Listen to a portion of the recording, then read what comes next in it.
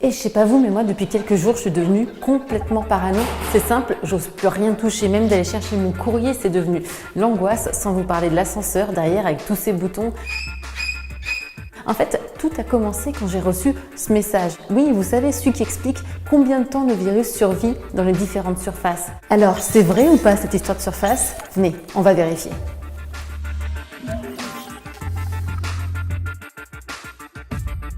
Comme toujours, première chose à vérifier, la source de l'information.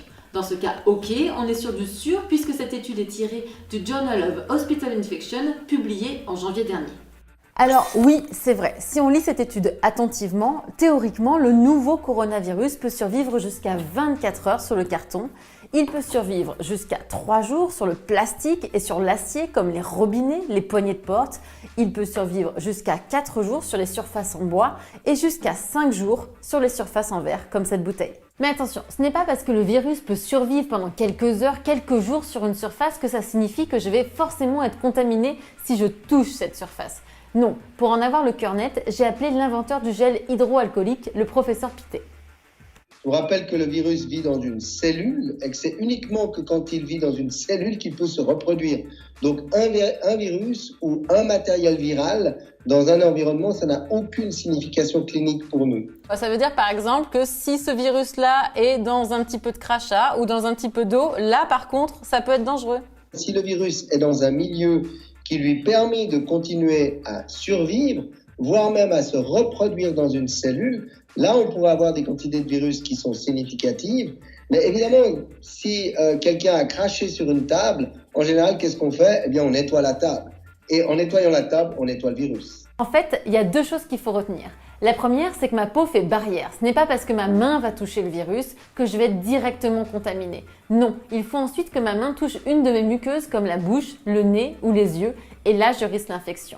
La deuxième des choses à retenir, c'est que ces études sur les surfaces ont été réalisées dans des laboratoires, dans des conditions extrêmement différentes de ce que je vis et ce que vous vivez au quotidien. Ça n'a absolument rien à voir. Vous êtes dans une espèce de cloche hermétique, si on veut en parler comme cela. Et au fond, la mesure de ce qui est mesuré, par exemple, dans l'air, immédiatement après l'émission de ces particules qui contiennent le virus, n'a absolument rien à voir avec la réalité, mais rien du tout. Dernier point et pas des moindres, on a pu lire et entendre partout que le virus survivait jusqu'à 3 jours dans l'air. Ceci est totalement faux.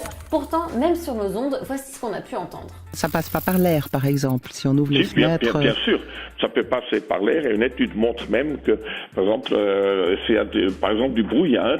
Oui. Dans les petites particules du brouillard, le virus peut se glisser puis être transporté à 15 mètres à peu près.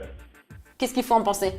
Non, ça alors je crois qu'il n'y a aucune évidence dans la littérature. Et puis le brouillard dont on parle, au moment où les gens écoutent, ils pensent que c'est la brume matinale aux alentours de votre maison. Mais là, on parle d'un brouillard artificiel créé dans un laboratoire, dans une cloche fermée, dans des conditions expérimentales qui n'ont rien à voir avec la réalité. Donc, dire sur tous les schémas qui ont massivement circulé, ça se propage 3 heures dans l'air, c'est une fausse information.